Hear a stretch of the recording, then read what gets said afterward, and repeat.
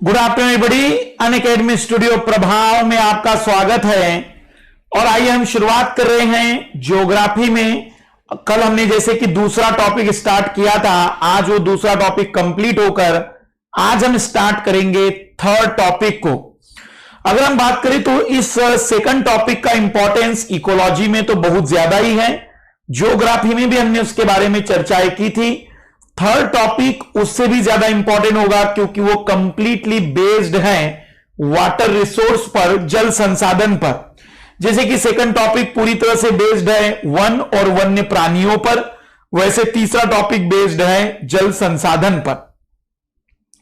हम इस टॉपिक में आज देखेंगे बची हुई जितनी भी बातें, खास करके हमने देखा था कि किस तरीके से भारत में वनों का विनाश, वन्य प्राणियों का विनाश हुआ है। फिर हम चर्चा करने शुरू कर रहे थे कि संरक्षण कैसे किया जा सकता है और भारत सरकार ने क्या क्या संरक्षण के अभी तक कदम उठाए हैं। जैसे कि हमने बाघ परियोजना पर एक चर्चा की थी। आज हम देखेंगे कि भारत सरकार ने वनों के संरक्षण के लिए क्या कदम उठाए हैं, क्योंकि कल वन्य प्राणियों की बात थी। और फिर भारत के आम लोगों ने किस प्रकार से संरक्षण के लिए या पर्यावरण संरक्षण के लिए कदम उठाए हैं। तो आज का टॉपिक भी बड़ा बेहतरीन टॉपिक है। आइए शुरुआत करते हैं आज के क्लासेस की। सभी लोगों को गुड आफ्टरनून, सभी लोगों को गुड आफ्टरनून जो हमारे साथ जुड़ चुके हैं। संक्षिप्त में कुछ छोटी सी बातें अनअकैडमी प्लस के बारे में, क्योंकि लगातार अनअकैडमी प्लस का परिवार बढ़ता हुआ, अनअकैडमी प्रभाव भी लगातार बढ़ता हुआ परिवार हो रहा है।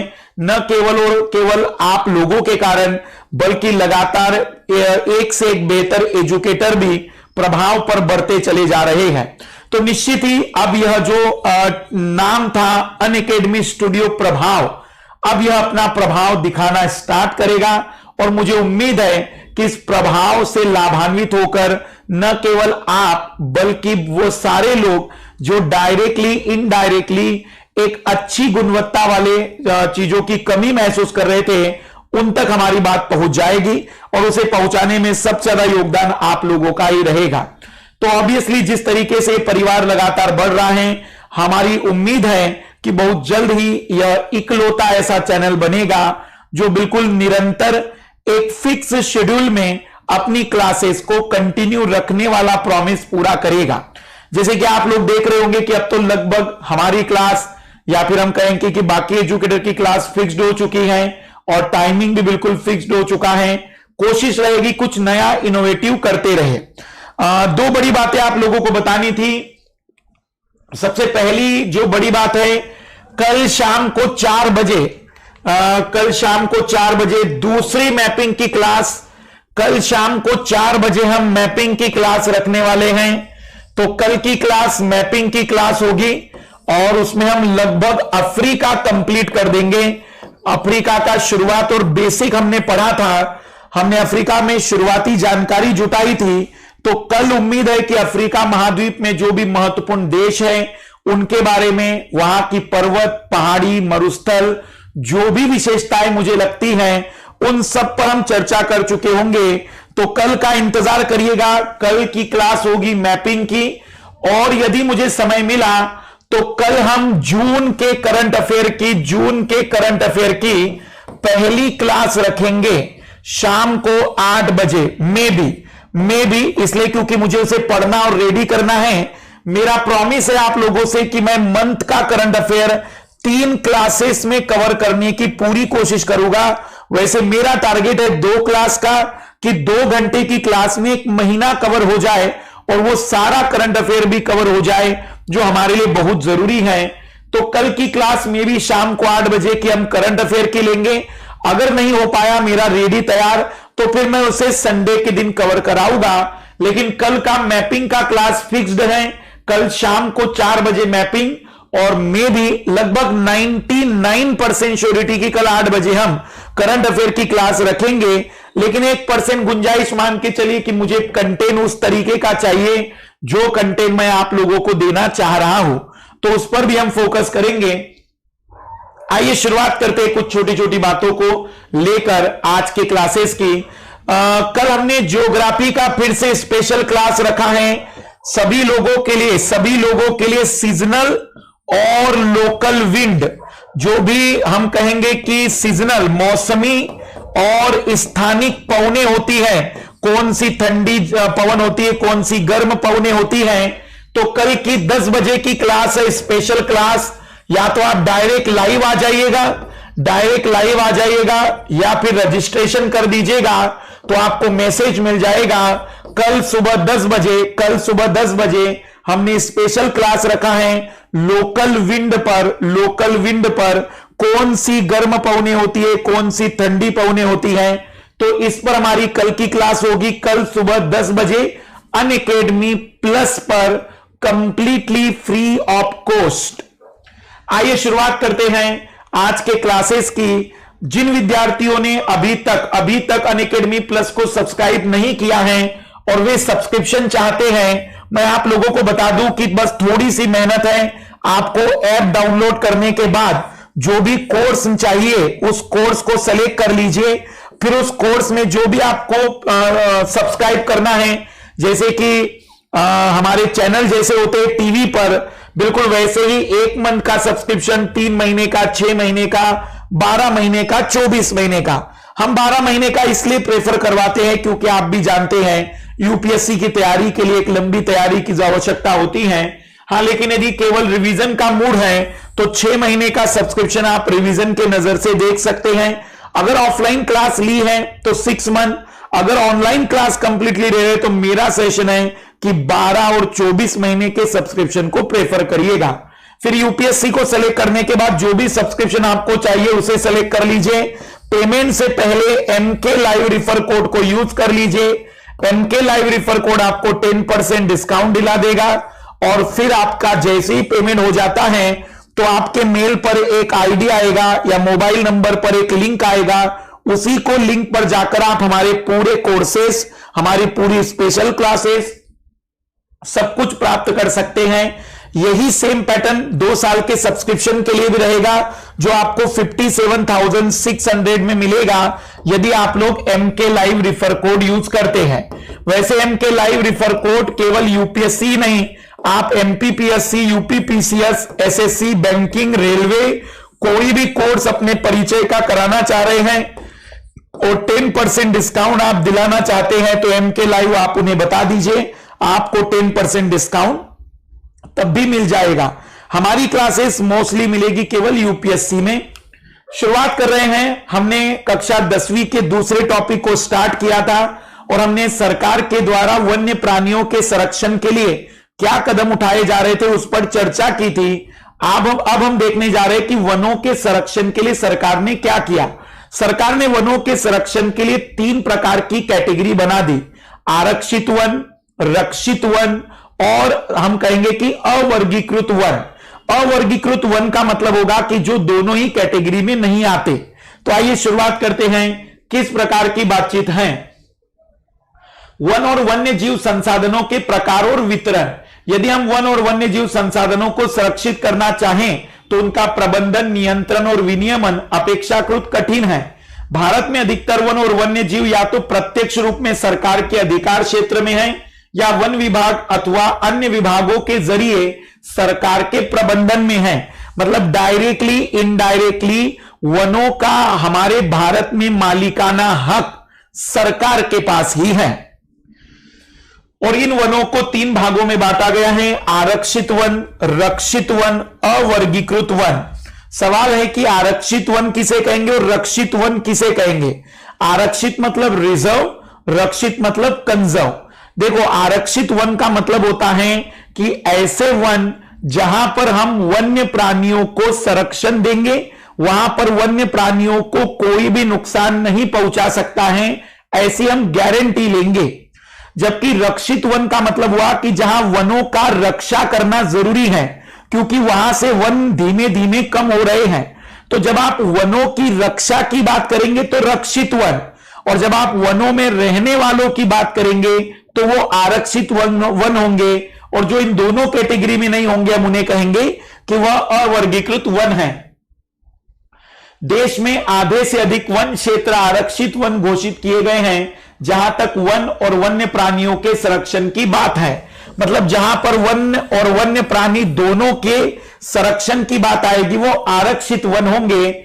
और रक्षित वन का मतलब होगा कि वन विभाग के अनुसार देश के कुल वन क्षेत्र का 1/3 हिस्सा रक्षित वन है। इन वनों को और अधिक नष्ट होने से बचाने के लिए इनकी सुरक्षा की जाती है।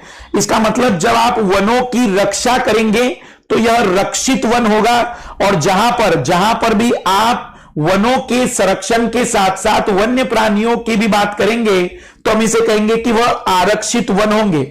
आरक्षित वनों की ये जो खासियत होती है कि इन आरक्षित वनों में जनरली किसी भी प्रकार के मानवीय क्रियाकलाप की अनुमति नहीं होती। फॉर एग्जाम्पल कि आप यहां पर पर्यटन कर सकते हैं, लेकिन सूखी लकड़ी या फिर हम बात करें तो आप कोई भी जैविक उत्पाद भी सामान्यतः प्राप्त नहीं कर सकते।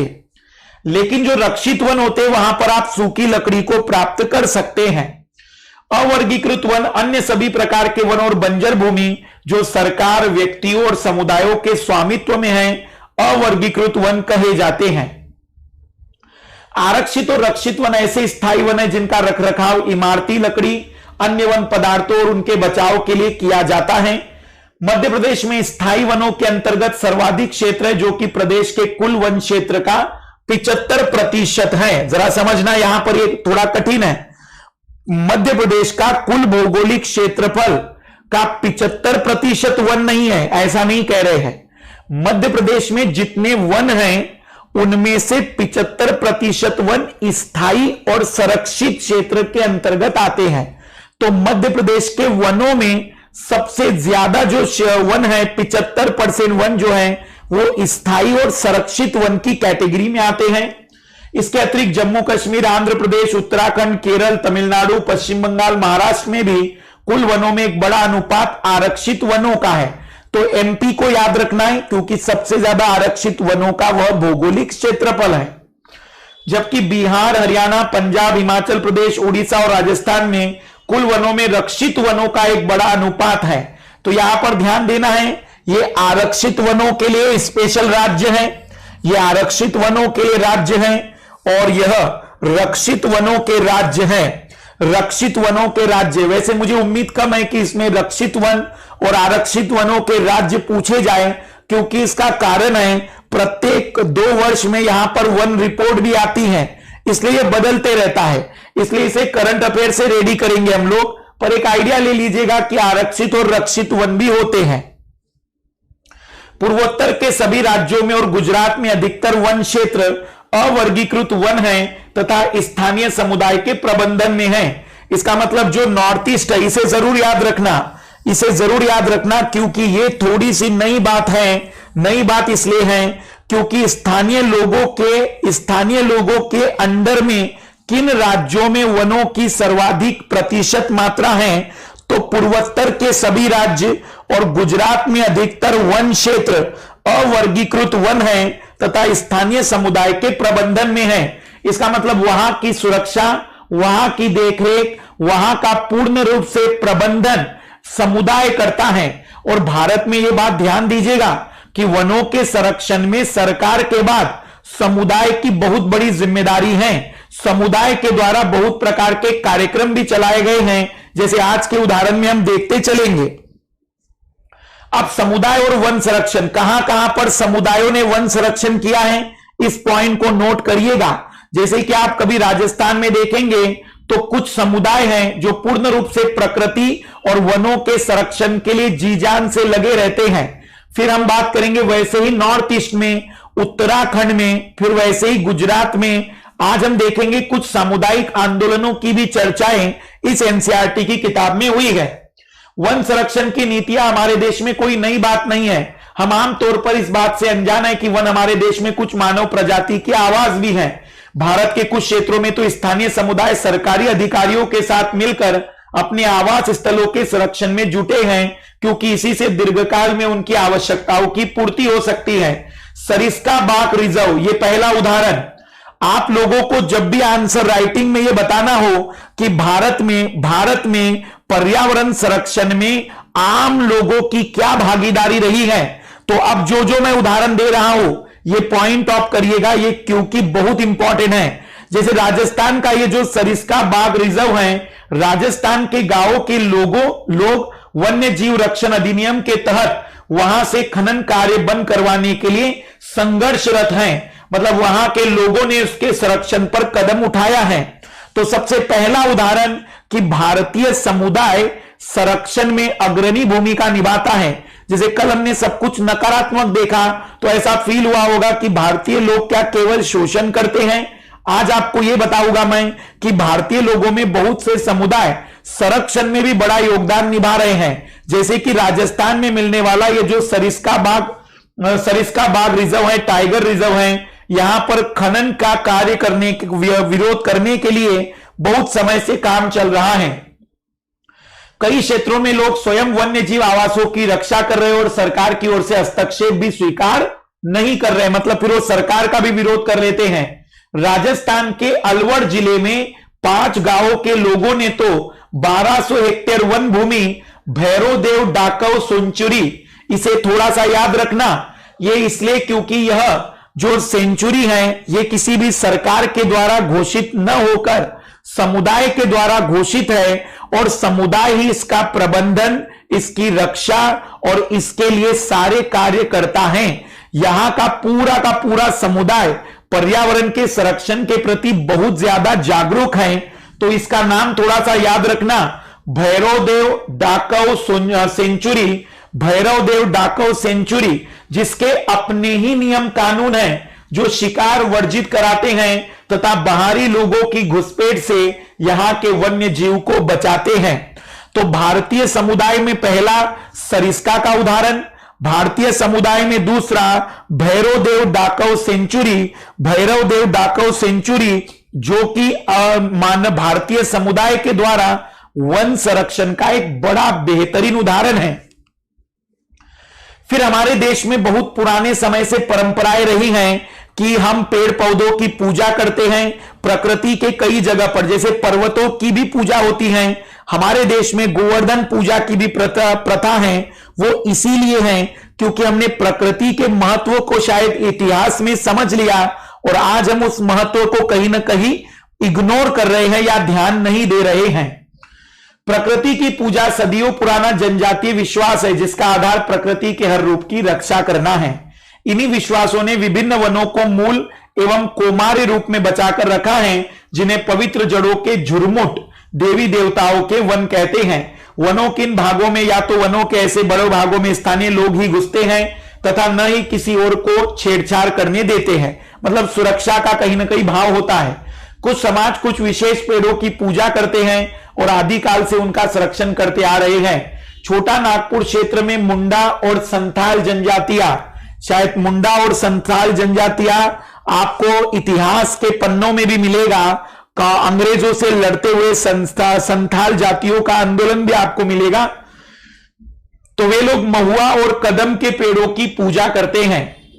और ये इसलिए याद रखिएगा क्योंकि हमारे यूपीएससी में जनजातियों पर सवाल कई बार आते हैं। तो वो सवाल बना सकते हैं कि छोटे नागपुर में क्षेत्र में रहने वाली जनजाति, दूसरा महुआ और कदम के पेड़ों की पूजा करते हैं, तीसरा आधुनिक भारत के इतिहास में इनके द्वारा अंग्रेजों के विरुद्ध आंदोलन चलाए गए। तो वह मुंडा और संथाल जनजाति का उदाहरण होगा। वो मुंडा और संथाल जनजाति का उदाहरण माना जाएगा। उड़ीसा और बिहार की जनजातियां शादी के दौरान इमली और आम के पेड़ की पूजा करती हैं। हम में से बहुत से व्यक्ति पीपल और वटवृक्ष बरगद को पवित्र मानते हैं। तो इसमें केवल यह उदाहरण जरूर याद रखना, छोटा नागपुर के क्षेत्र में मुंडा और संथाल जनजातियां महुआ और कदम के पेड़ों की पूजा करते हैं। भारतीय समाज में अनेक संस्कृतियां हैं और प्रत्येक संस्कृति में प्रकृति और इसकी कृतियों को सुरक्षित करने के अपने पारंपरिक तरीके हैं। आमतौर पर झरनों, पहाड़ी चोटियों, पेड़ों और पशुओं को पवित्र मानकर उनका संरक्षण किया जाता है। आप अनेक मंदिरों के आसपास बंदर और लंगूर पाएंगे। उपासक उन्हें खिलाते पिलाते और उन्हें मंदिर के भक्तों में गिनते हैं। राजस्थान में बिश्नोई, ये जो बिश्नोई समुदाय है राजस्थान में पर्यावरण संरक्षण में सबसे अग्रणी समुदाय माना जाता है और यह लोग अपने जान की भी परवाह नहीं करते हैं वन और वन्य प्राणियों के संरक्षण के लिए। शायद आप लोगों को याद आ जाएगा मैं किस ओर इशारा कर रहा हूं। काले हिरन, चिंकारा, नीलगाय और मोरों के झुंड देख सकते हैं, वहां के समुदाय का अभिन्न हिस्सा हैं और कोई उनको नुकसान नहीं पहुंचाता है। तो बिश्नोई समुदाय राजस्थान में नहीं भारत में जाना जाता है वन और वन्य प्राणियों के संरक्षण के लिए। हिमालय में प्रसिद्ध चिपको आंदोलन के बारे में कुछ बातें बता दूं। चिपको आंदोलन हम कहेंगे कि सुंदरलाल बहुगुणा और चांडी प्रसाद भट्ट और सुंदरलाल बहुगुणा के नेतृत्व में वहां पर जब पेड़ों की कटाई के लिए लोग पहुंचे तो इन्होंने महिलाओं को और अपने वहां के लोगों की सहायता से पेड़ों से चिपक कर उन पेड़ों के कटने का विरोध किया था और इसीलिए इसका नाम चिपको आंदोलन रखा गया था। जब यह आंदोलन शुरू हुआ था तब वह उत्तर प्रदेश का हिस्सा था, लेकिन वर्तमान में वह उत्तराखंड का हिस्सा है। याद रखिएगा कि चिपको आंदोलन प्रेरित है राजस्थान के खेजड़ी आंदोलन से।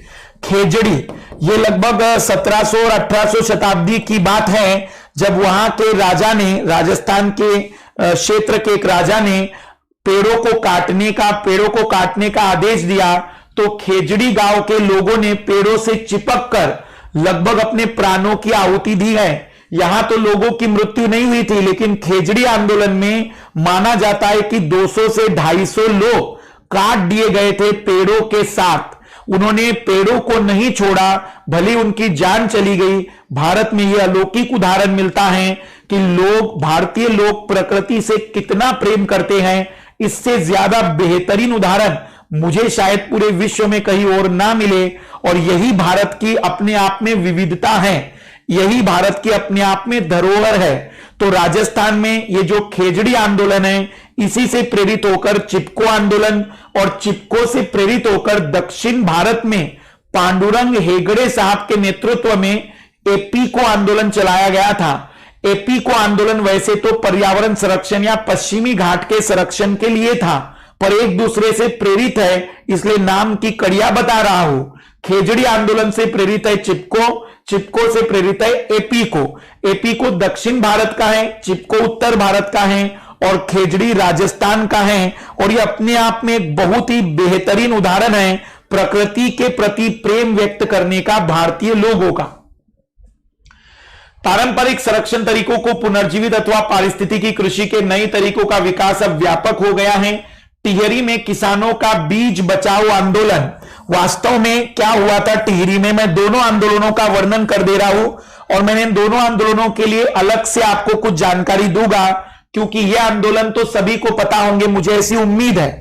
पर बीज बचाओ आंदोलन नवदान्य या नवदान्य कहेंगे इसको हम, नवदान्य है वास्तव में इसका नाम, एनसीईआरटी ने गलत कर दिया है। इन दोनों आंदोलनों की थोड़ी चर्चा कर देता हूं क्योंकि ये नए शब्द हैं और यही सवाल है जो एग्जाम हॉल में हमें कठिन कर सकते हैं। एक्चुअली बीज बचाओ आंदोलन का मतलब था कि सरकार ने इस क्षेत्र में किसानों को प्रेरित किया था कि वह उच्च उत्पादन देने वाली चावल की फसलों को बोए, जबकि यहां के स्थानीय लोगों ने इसका विरोध किया और उन्होंने कहा कि जो परंपरागत बीज हैं उसी में आपको बेहतर उत्पादन मिल जाएगा। और इसके कारण वहां के लोगों ने एक आंदोलन चलाया और सरकार के विरोध में या इस बात को अपनाने नहीं दिया कि केवल और केवल ज्यादा उत्पादन वाली कुछ फसलों को बोया जाए, बल्कि वहां के लोगों ने परंपरागत बीजों को बोने का भी पूर्ण रूप से प्रयास किया। ये दोनों आंदोलन बता रहा हूं, ये दोनों आंदोलन नवधान्य और ये दोनों ही बहुत अच्छे आंदोलन रहे हैं। नवधान्य कहते हैं इसे कई जगह पर। पहले मैं नवधान्य के बारे में बता रहा हूं। नवधान्य आंदोलन धरती के गणतंत्र की पुनर्स्थापना के लिए, धरती के गणतंत्र का मतलब होता है, इनका कहना यह है कि धरती पर जो भी पारंपरिक चीजें हैं उसको बचाइए। पारंपरिक का मतलब पारंपरिक बीज, हम किसी प्रकार के पारंपरिक हमारे ट्रेडिशन की बात नहीं कर रहे हैं, पारंपरिक बीज की बात कर रहे हैं, पारंपरिक उर्वरक की बात कर रहे हैं या फिर कृषि पद्धति की बात कर रहे हैं। आइए देखना क्या है। नवधान्य के वसुधैव कुटुंबकम यानी धरती के गणतंत्र पर आधारित अर्थ डेमोक्रेसी बेस्ड आंदोलन का उद्देश्य बीज स्वराज्य, अन्य स्वराज्य, भू स्वराज्य और ज्ञान स्वराज्य के माध्यम से भारत की जैव विविधता और उसकी विरासत की रक्षा करना है। ये थोड़ा सा ध्यान देना, नवधान्य आंदोलन ये भी वही का, टिहरी का ही है। ये गढ़वाल और टिहरी जो उत्तराखंड के क्षेत्र हैं वही का आंदोलन है, ये वही का आंदोलन है ये। तो अन्न स्वराज्य, बीज स्वराज्य, भू स्वराज्य, ज्ञान स्वराज्य मतलब अपना ज्ञान, हमारे पास जो परंपरागत ज्ञान है, हमारे पास जो परंपरागत अन्न है, जैसे कि हम लोग बहुत समय से मोटा अनाज खाने के लिए बेहतर माने जाते हैं। भारत में पाचन तंत्र से जुड़ी हुई कई बीमारियों ने जन्म लिया है जब से हम लोग गेहूं खाना शुरू कर चुके हैं। अभी हाल फिलहाल की रिसर्च ये बताती है एक्चुअल में भारतीय लोगों का भोजन मोटा अनाज होता था। गेहूं भारत का नहीं माना जाता है, कई जगह पर इसके प्रमाण मिले हैं और इसी का परिणाम है कि यहां जो गेहूं में बहुत सारे पदार्थ हैं वो भारतीयों में पेट तोंद आने के लिए बहुत बड़ा जिम्मेदार कारक है। आप अगर अपने दादा दादी के जमाने के किसी भी व्यक्ति से पूछेंगे और उनसे पूछेगा कि क्या हम उनके जमाने में किसी की तोंद आती थी, तो बताएंगे कि नहीं। ये तोंद आने के पीछे ब्रेड या गेहूं माना जाता है। और आज भी अगर आप मोटे अनाज को खाने में उपयोग करेंगे तो आपको कभी भी इस बात का प्रॉब्लम ही नहीं होगा कि पेट आ जाएगा, भले ही खाना ज्यादा ही क्यों ना खा लिया जाए। तो भारतीय लोग मोटे अनाज के लिए बेटर माने जाते हैं।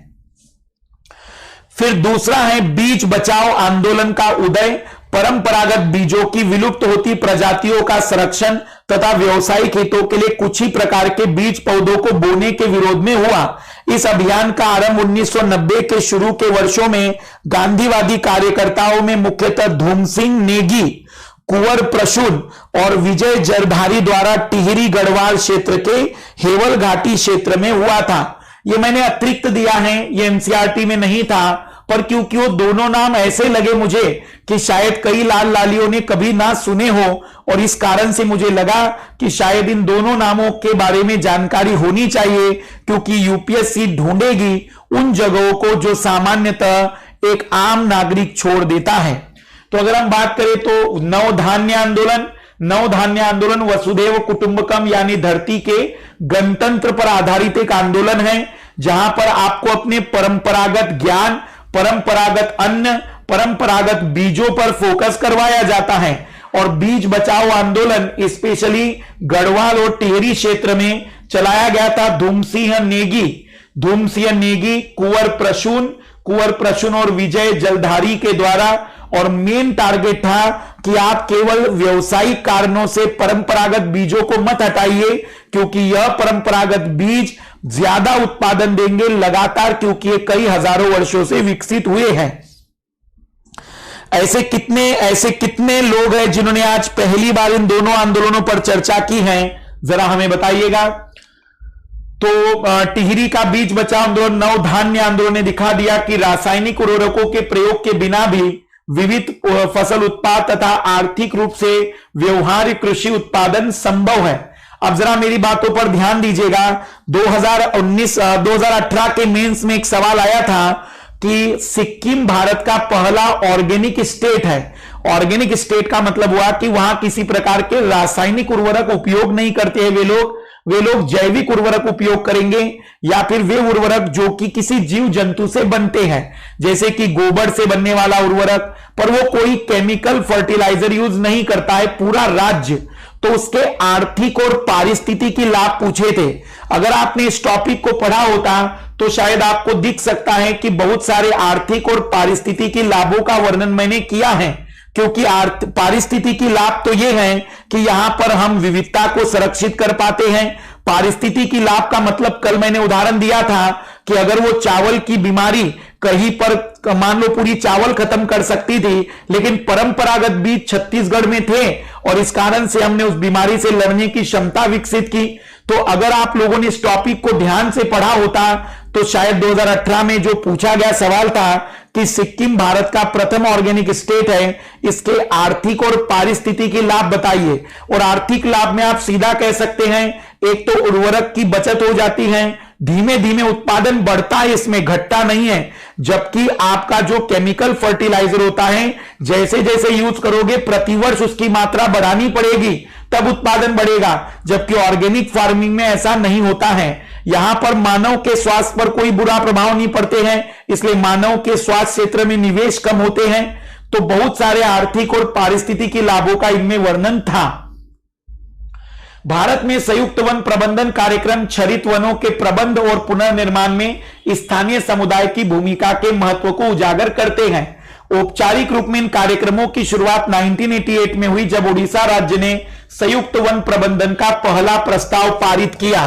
संयुक्त वन प्रबंधन का मतलब यह हुआ कि सरकार और समुदाय दोनों मिलकर, संयुक्त वन प्रबंधन का मतलब होता है कि सरकार और समुदाय दोनों मिलकर, और पहला राज्य जहां पर संयुक्त वन प्रबंधन की शुरुआत हुई वो उड़ीसा राज्य था, जहां पर सरकार और समुदाय ने एक साथ मिलकर वनों के संरक्षण के लिए कदम उठाए। वन विभाग के अंतर्गत संयुक्त वन प्रबंधन क्षरित वनों के बचाव के लिए कार्य करता है, और इसमें गांव के स्तर पर संस्थाएं बनाई जाती हैं, जिसमें ग्रामीण और वन विभाग के अधिकारी संयुक्त रूप से कार्य करते हैं।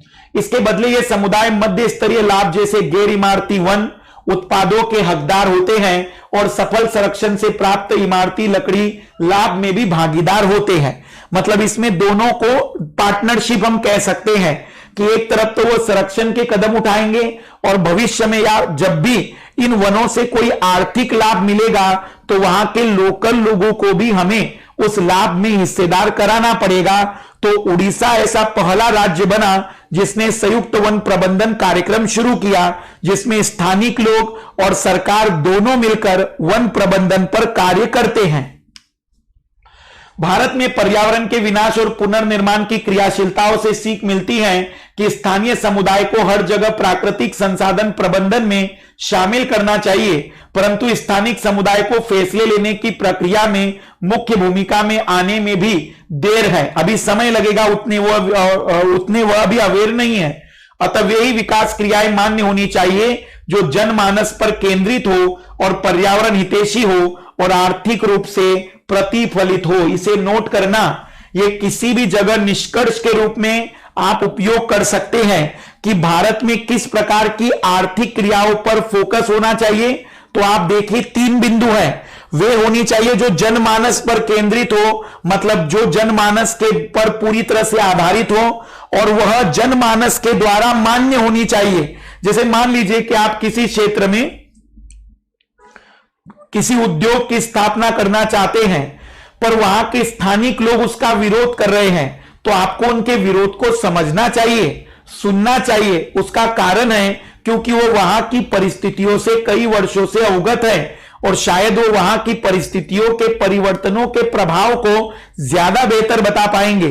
तो जनमानस पर केंद्रित हो, जनमानस के द्वारा मान्य हो, पर्यावरण हितैषी हो और आर्थिक रूप से प्रतिफलित हो, ऐसे विकास के कार्यक्रम की भारत को आवश्यकता है।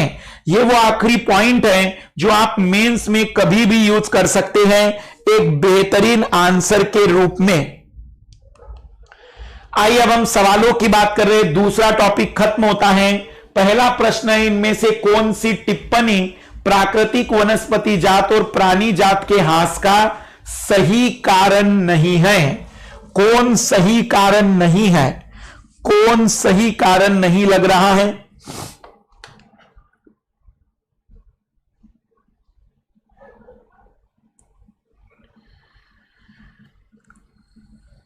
कौन सही कारण नहीं लग रहा है?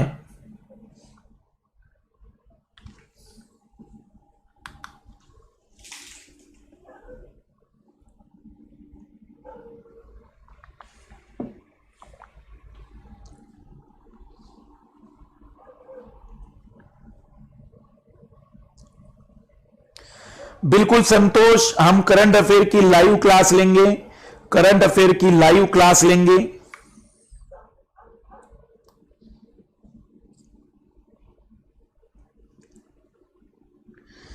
पहले का आंसर कौन सही कारण नहीं है?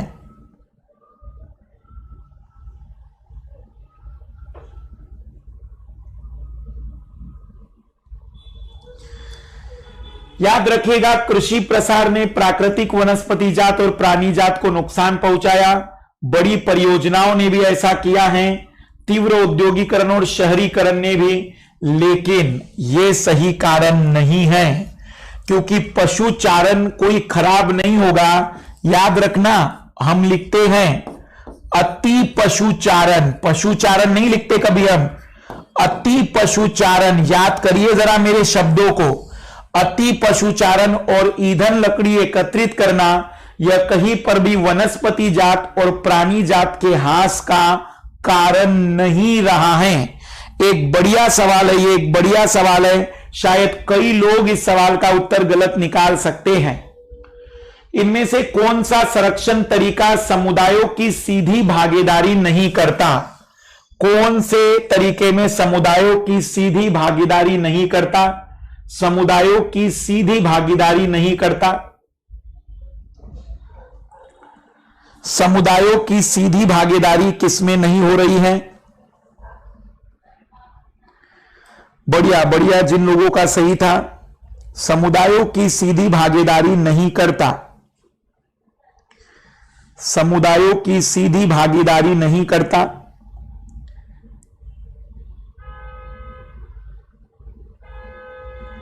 सही भागीदारी बताइए हमें। दूसरे में आंसर आ रहा है, दूसरे में पहला आंसर है संतोष का, संतोष का, राजकुमार, आकांक्षा, धर्मेंद्र सी कैसे लग रहा है? यहां पर भी तो आम समुदाय ने भाग लिया था, यह भी आम लोगों ने भाग लिया था, पर किसी सेंचुरी में परिसीमन, कितनी सेंचुरी की बाउंड्री रहेगी, सेंचुरी कितनी बड़ी और कितनी छोटी होगी, यह सरकार तय करती है। समुदाय की सीधी भागीदारी नहीं होती है।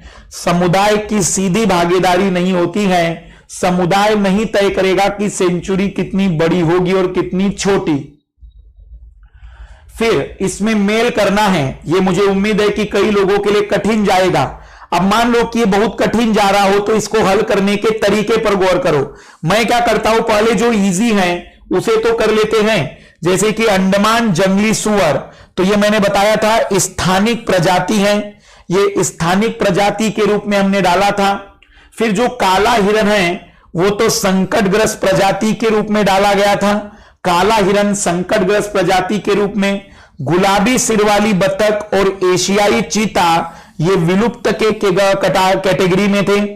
अब बचे हैं दुर्लभ और सुभेद्य में। तो याद रखिएगा, जो एशियन हाथी हैं वो सॉरी, वह दुर्लभ तो नहीं है पर वो सुभेद्य हो गया है, उनकी आबादी भी कम हो रही है।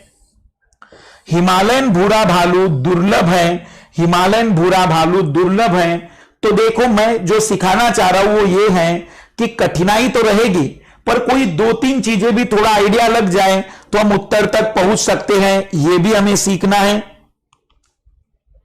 फिर निम्नलिखित का मेल करे आरक्षित वन। आरक्षित वन, वन और वन्य जीव संसाधन संरक्षण की दृष्टि से सर्वाधिक महत्वपूर्ण।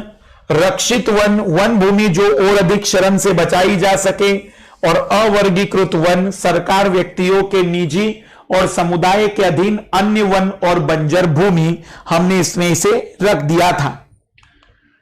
अब आपको इसका शब्द जैव विविधता क्या है, तो जीवों में मिलने वाली विविधता को जैव विविधता कहते हैं, और यह मानव के लिए कई प्रकार से लाभकारी है, क्योंकि हम मानव जीवों से ही कपड़ा, भोजन इनकी प्राप्ति करते हैं, और जितनी विविधता रहेगी, लकड़ी, भोजन, औषधि या फिर रबर, इन सभी में भी उतनी ज्यादा विविधता होगी।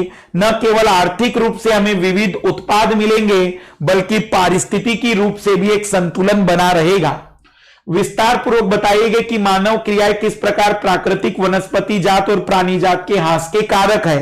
अति पशुचारण, कृषि का अत्यधिक प्रसार, जनसंख्या में बहुत ज्यादा वृद्धि, औद्योगिकरण, शहरीकरण, तीव्र बड़ी बड़ी विकास की परियोजनाएं, ये वो मानव की क्रियाएं हैं जिन्होंने वनस्पति जात और प्राणी जात का ह्रास किया है, क्योंकि इनसे उसका आवास डिस्टर्ब हुआ है और आवास विखंडन के कारण ये समस्या बढ़ रही है।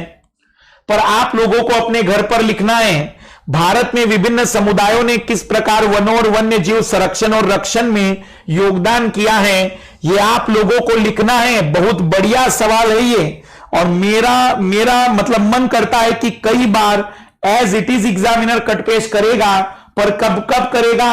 मान लो कि करंट अफेयर में कोई ऐसी घटना आपको सुनाई दे कि भारतीय समुदाय ने हाल फिलहाल में कोई आंदोलन चलाया, तो उस समय इस प्रकार के सवाल की उम्मीद ज्यादा की जाएगी। और ये मैंने बड़े डिटेल में आपको बताया है। वन और वन्य जीव संरक्षण में सहयोगी रीति रिवाजों पर एक निबंध लिखिए। निबंध लिखना शुरू कर दीजिए अब आप लोग कि वन और वन्य जीव संरक्षण सहयोगी रीति रिवाज पर निबंध लिखिए। मैं थोड़ा सा निबंध का आइडिया बता दे रहा हूं। देखो, निबंध का तो वैसे मतलब है कोई बंधन नहीं, बिना बंधन वाला जो भी होता है उसे कहते हैं निबंध। निबंध जिसमें कोई बंधन नहीं होते हैं, और जहां व्यक्ति या लेखक या फिर निबंध का लेखककार मुक्त होता है, स्वतंत्र होता है। जैसे कोई भी विषय पर अगर आपको निबंध लिखना है, तो या फिर जैसे इस विषय पर आपको निबंध लिखना है और बहुत ही डाइवर्सिफाइड लिखना है, तो हम क्या करते हैं कि पहले लगभग 20 मिनट का चिंतन करते हैं सारी चीजों को पढ़ने के बाद। और चिंतन क्या करेंगे कि क्या इस निबंध को मैं आर्थिक दृष्टिकोण दे सकता हूं, क्या इस निबंध को मैं जैविक दृष्टिकोण दे सकता हूं, क्या इस निबंध को मैं भौगोलिक दृष्टिकोण दे सकता हूं, क्या इस निबंध को मैं राजनीतिक दृष्टिकोण दे सकता हूं। जितने भी विषय हमने आज तक अपने जीवन में सुने हैं, क्या मनोवैज्ञानिक दृष्टिकोण दे सकता हूं, क्या सामाजिक दृष्टिकोण दे सकता हूं, क्या अंतरराष्ट्रीय दृष्टिकोण दे सकता हूं, क्या मैं उस विषय में कोई ऐतिहासिक दृष्टिकोण दे सकता हूं, क्या मैं उसमें किसी भी प्रकार का दार्शनिक दृष्टिकोण दे सकता हूं। जब मैं किसी विषय पर लिखता हूं तो सबसे पहले मैं सारे विषय लिख देता हूं, और फिर मैं उस विषय का इन सारे विषय से जोड़ करता हूं। और मुझे अगर उसमें जोड़ दिख जाए 4-5 विषय के साथ, 6-7 विषय के साथ, तो फिर मैं निबंध लिखने की शुरुआत कर सकता हूं।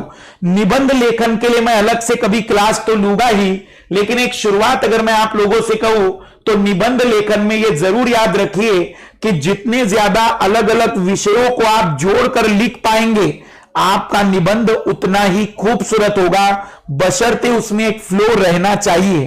तो आप निबंध लिख सकते हैं, वन और वन्य जीव संरक्षण में रीति रिवाज का महत्व, रीति रिवाजों का महत्व, रीति रिवाजों का क्या महत्व रहा है।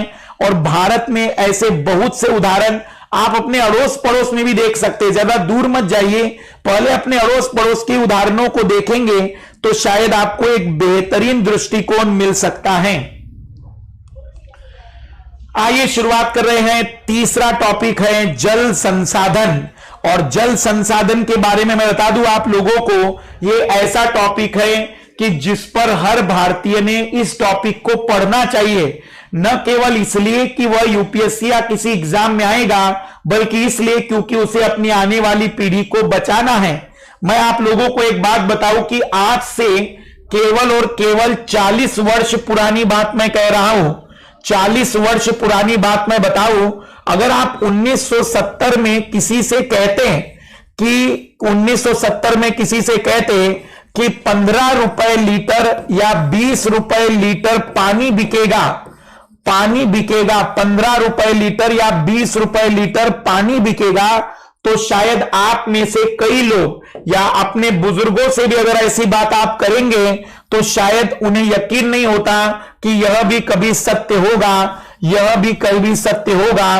और आज यह सत्य नहीं, बहुत ही सामान्य और कॉमन सी बात है। 40 वर्षों में कभी, मतलब मैं अगर आपसे एक बात कहूं कि पहली बार जब बाजार में पानी बेचना शुरू हुआ था तो 1980 के दशक में पानी की कीमत 1 रुपए या 50 पैसे प्रति लीटर थी। 1 रुपए या 50 पैसे प्रति लीटर थी। और बड़े मुश्किल से इतनी वृद्धि, मतलब 20 गुना वृद्धि सोने की कीमत में भी नहीं हुई है। आप अगर अपने नाना नानी दादा दादी से पूछेंगे तो उन्होंने 100 रुपए या फिर 200 रुपए प्रति ग्राम सोना लिया होगा। और आप देखेंगे कि पानी की कीमत में 20 गुना वृद्धि देखी जा रही है। अगर 50 पैसे की शुरुआत तो 40 गुना वृद्धि। इतनी कीमत तो सोने की भी नहीं बढ़ी, इतनी कीमत तो सोने की भी नहीं बढ़ी जितनी की पानी की बढ़ चुकी है। और वो समय दूर नहीं है जब घोषणा की गई थी कि आने वाला तीसरा विश्व युद्ध 2035 में होगा।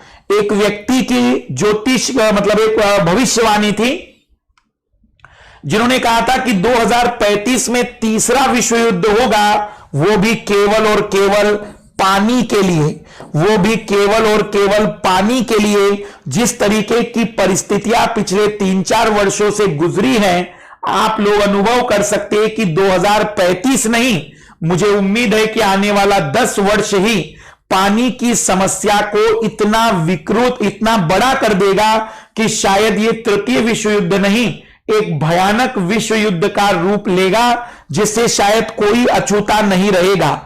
ये वो अद्भुत आंकड़े हैं जिस पर शायद कभी कोई गौर नहीं करता।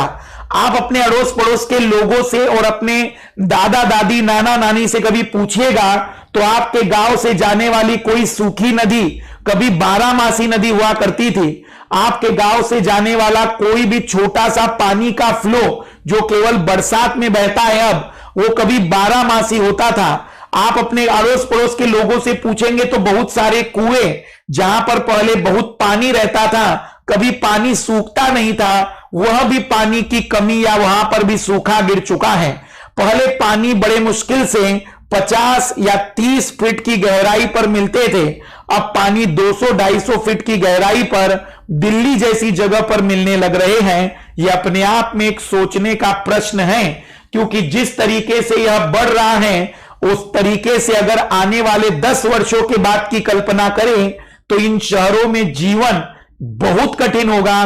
क्योंकि एक ऐसा समय भी आएगा कि जब हो सकता है कि अनाज और पानी, इन दोनों की कीमतें किसी भी प्रकार के भौतिक संसाधन की कीमत से सबसे ज्यादा पहुंच जाएगी, बशर्ते यदि हम आज भी इसके लिए अवेयर नहीं हुए तो। आइए देखते हैं। और आपको शायद पता होगा कि महाराष्ट्र में लातूर जिले में ट्रेन से पानी पहुंचाया गया था पिछले वर्ष, ट्रेन से।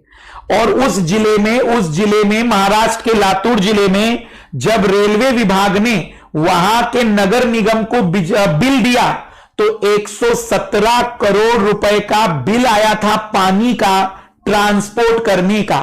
अब आप ये कल्पना करिए कि अभी तक जो चीजें मुफ्त में मिली है उसकी कीमत आकी नहीं गई है, जो हमने पहली बार बांटी है उसकी कीमत कुछ दिनों की इतनी थी। तो बहुत ही सोचने वाला ये प्रश्न है कि आने वाला समय कितना भयानक हो सकता है यदि आज हम अपने आप को अवेयर नहीं करा पाए। आइए देखते हैं किस प्रकार की बातचीत इस पूरे टॉपिक में हमें पढ़नी है। हमारी पृथ्वी का 3/4 भाग धरातल जल से ढका हुआ है, परंतु इसमें प्रयोग लाने योग्य अलवणीय जल का अनुपात बहुत कम है। यह अलवणीय जल हमें सतही अफवाह और भौम जल स्रोत से प्राप्त होता है, जिनका लगातार नवीकरण और पुनर्भरण जलीय चक्र द्वारा होता है। सारा जल जलीय चक्र में गतिशील रहता है, जिससे जल नवीकरण सुनिश्चित होता है।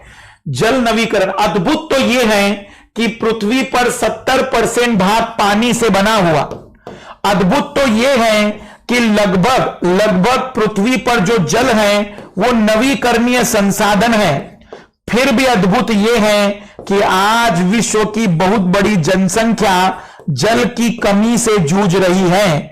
यह स्पष्ट करता है कि हमारा विज्ञान, हमारा मानव कितना कमजोर पड़ जाता है प्रकृति के सामने।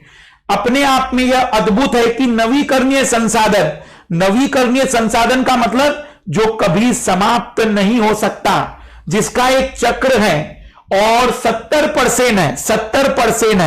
30% के भूभाग में बड़े मुश्किल से 8-9% के भूभाग पर मानव रहता है, लेकिन फिर भी जल की कमी, ये इसका बड़ा कारण है। मैनेजमेंट, प्रबंधन की कमी है। जल की कमी नहीं है, जल प्रबंधन की कमी है। आपको आश्चर्य हो रहा होगा कि जब पृथ्वी का 3/4 भाग जल से घिरा है और जल एक नवीकरणीय योग्य संसाधन है, तब भी विश्व के अनेक देश और क्षेत्रों में जल की कमी कैसे? ऐसी भविष्यवाणी क्यों की जा रही है कि 2025 में 20 करोड़ लोग जल की नितांत कमी झेलेंगे। नितांत कमी का मतलब उन्हें जल नहीं दिखने रहेगा, जल नहीं मिलेगा, इस प्रकार की बात हो रही है। 20 करोड़। जल के कुछ तथ्य और आंकड़े। विश्व में जल के कुल आयतन का 96.5% भाग महासागरों में पाया जाता है और केवल 2.5% भाग, ये 97.5% भाग महासागरों में पाया जाता है और केवल 2.5% अलवणीय जल है।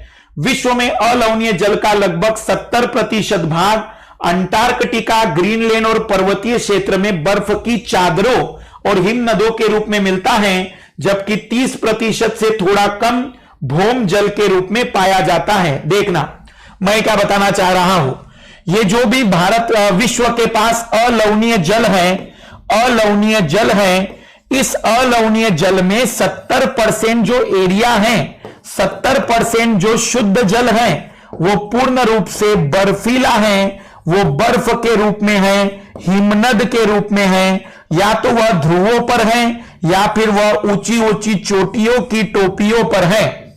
और जो बचा हुआ 30% है, उसमें से भी मैक्सिमम हिस्सा भूमिगत जल के रूप में है, भूमिगत जल के रूप में है, मतलब 30% हिस्सा भूमि के अंदर है।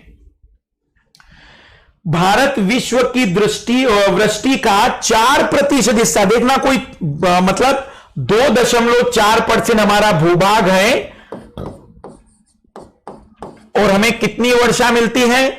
विश्व की वर्षा का 4%। भारत को विश्व की जितनी वर्षा, विश्व में जितना रेनफॉल होता है ना, उसका लगभग 4% रेनफॉल भारत को मिलता है।